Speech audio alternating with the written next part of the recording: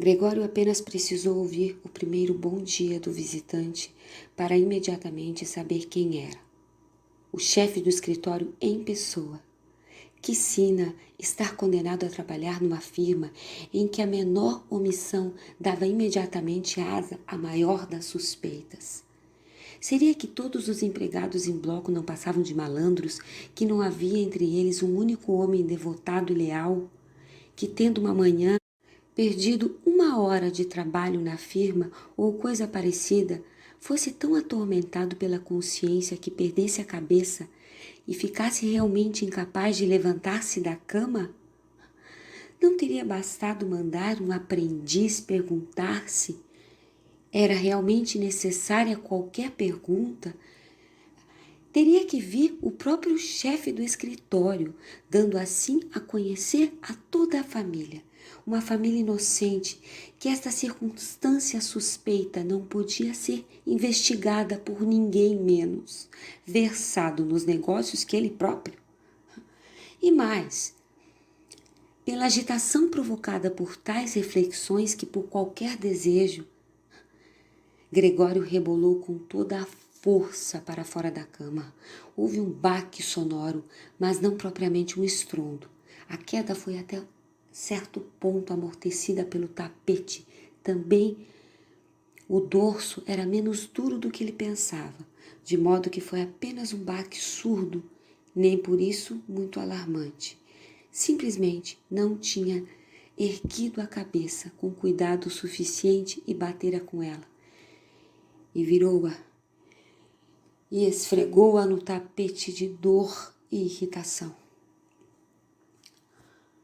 Alguma coisa caiu aí dentro, disse o chefe de escritório na sala contígua ao lado esquerdo.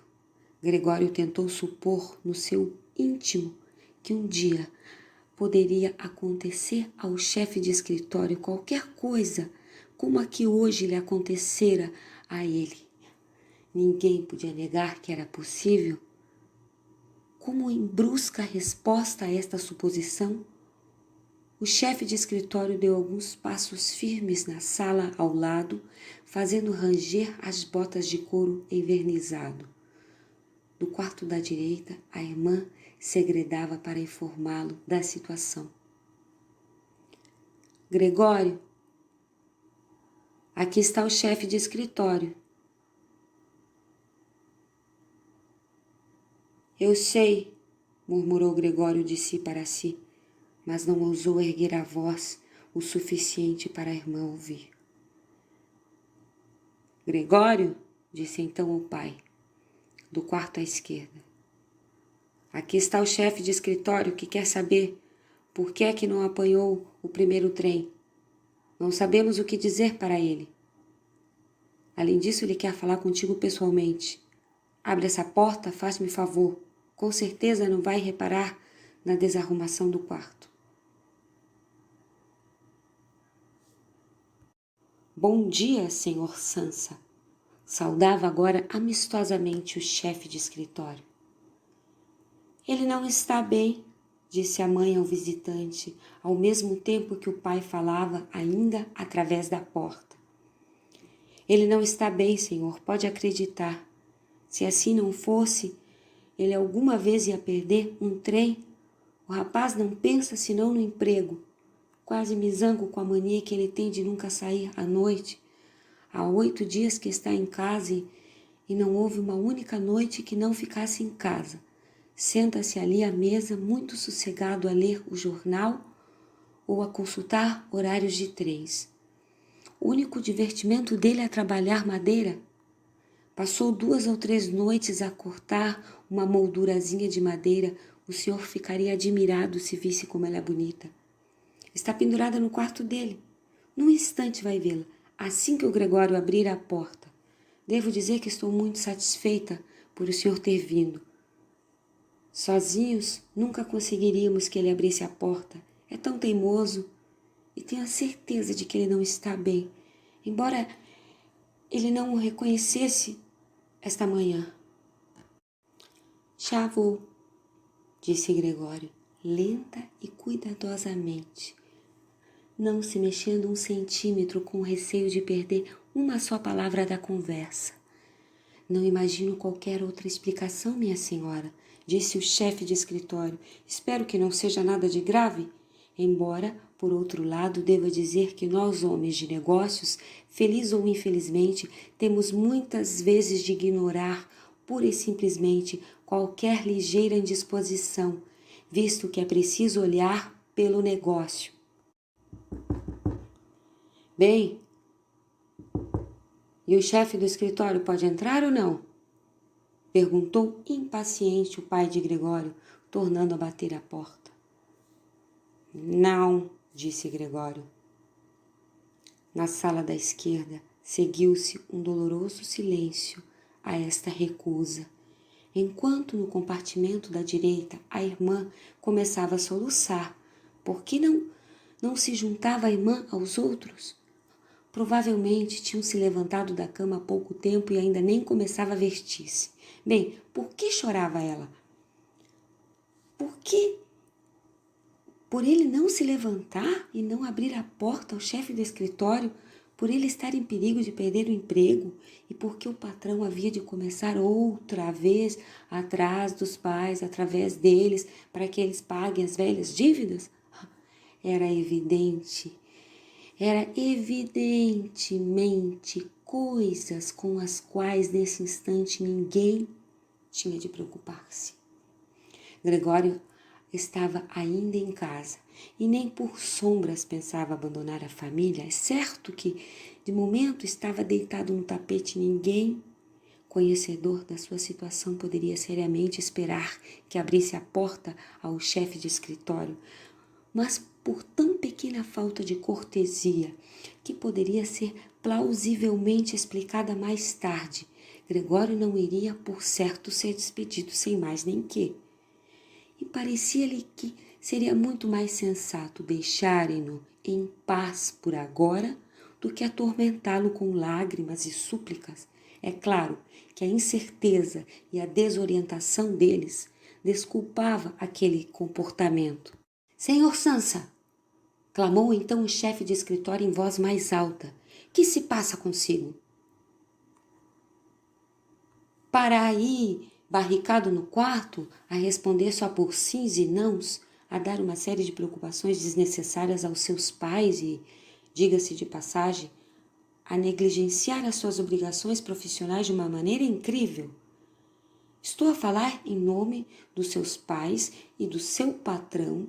Peço-lhe muito a sério uma explicação precisa e imediata. O senhor espanta-me. Julgava que o senhor era uma pessoa sossegada em quem se podia ter confiança e, de repente, parece apostado em fazer uma cena vergonhosa. Realmente, o patrão sugeriu-me esta manhã uma explicação possível para o seu desaparecimento, relacionada com o dinheiro dos pagamentos que recentemente lhe foi confiado. Mas eu quase dei a minha solene palavra de honra de que não podia ser isso. Agora que vejo como o senhor é terrivelmente obstinado, não tenho o menor desejo de tomar sua defesa. E a sua posição na firma não é assim tão inexpugnável. Vim com a intenção de dizer-lhe isto em particular, mas visto que o senhor está a tomar tão desnecessariamente o meu tempo, não vejo razão para que os seus pais não ouçam igualmente. Desde algum tempo que o seu trabalho deixa muito a desejar.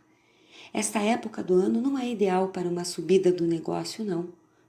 Claro, admitamos isso, mas uma época do ano para não fazer negócio absolutamente nenhum, essa não existe. Senhor Sansa, não pode existir.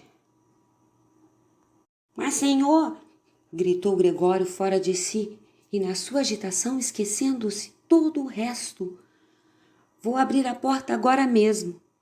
Eu tive uma ligeira indisposição, um ataque de tonturas e não me permitiu levantar.